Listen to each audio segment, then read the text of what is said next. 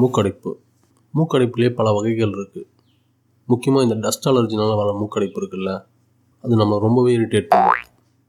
At present இப்போ நான் அதை அனுபவிச்சுட்ருக்கேங்கிறதுனால அதை பற்றி ரொம்ப டீட்டெயிலாக என்னால் சொல்ல முடியும்.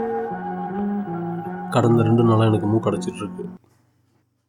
என் தொண்டையில் மொத்தம் 2 கேட் இருக்குது. ஒரு கேட் வழியாக நம்மளுடைய எச்சில் வெளில வந்து நம்மளுடைய வாயை அது ஈரப்பதமாக வச்சுக்கிறதுக்கு பயன்படும். ஆனால் இந்த டஸ்ட் அலர்ஜினால் வர மூக்கடைப்பு இருக்குல்ல, அது என்ன பண்ணுன்னா மூக்கிலேருந்து புதுசாக ஒரு கேட்டை கொண்டு வந்து தொண்டையில் வச்சிரும். இப்போது நம்ம வாயை ஈரப்பதமாக வச்சுக்கிறதுக்கு தேவையான எச்சிலை சுரக்கிறதுக்காக நம்ம தொண்டை ட்ரை பண்ணிச்சுன்னா கூடவே இன்னொன்று ப்ரொடியூஸ் ஆகிடும். அதுக்கு பேர் சளி. இப்போது அந்த எச்சிலை கொண்டு வந்து நம்ம வாயை ஈரப்பதமாக வச்சுக்கலான்னு பார்த்தா இந்த சளி அந்த எச்சிலை நம்ம வாய்க்கு கொண்டு வர விடாமல் தடுத்துரும். இதுக்காக நம்ம சுடு தண்ணி குடிக்க வேண்டியிருக்கும்.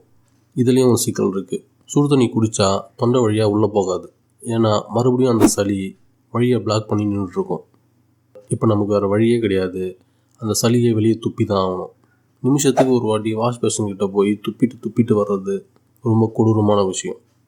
அப்போ தான் யோசித்தேன், நம்ம வாயை க்ளீன் பண்ணுறதுக்கு டெய்லி ப்ரஷ் பண்ணுறோம், கண்ணை பாதுகாப்பாக வச்சுக்கிறதுக்கு கூலிங் கிளாஸ் போடுறோம், நைட்டில் தூங்குகிறோம், வெள்ளரிக்காய் வைக்கிறோம், இல்லை ஐஸ் வாட்டர் வைக்கிறோம். இது போக கண்ணுக்கு ஐ மசாஜ்லாம் இருக்குது. காதுக்குமே நம்ம ரெஸ்ட்டு கொடுக்குறோம். நைட்டில் தூங்கும்போது எந்த சவுண்டும் இல்லாமல் தூங்குகிறோம். அண்ட் சில நேரங்களில் காதை க்ளீன் பண்ணுறோம் குச்சியை விட்டு. தீபாவளி பொங்கல்னால் காதில் எண்ணெய் விட்டு தலை குளிப்போம். இப்படி கண்ணுக்கு காதுக்கு வாய்க்குன்னு ஏதாச்சும் ஒரு விஷயம் பாதுகாக்கிறதுக்கு இல்லை அதை ரெஸ்ட்டு கொடுக்கறதுக்கு ஏதோ ஒன்று பண்ணிக்கிட்டே இருக்கும். ஆனால் இந்த மூக்குக்கு மட்டும் எதுவுமே இல்லை. சரி ரெஸ்ட்டு கொடுக்கலாம் அப்படின்ட்டு மூக்கு அடைச்சோம்னா நம்மளால் மூச்சு விட முடியாது.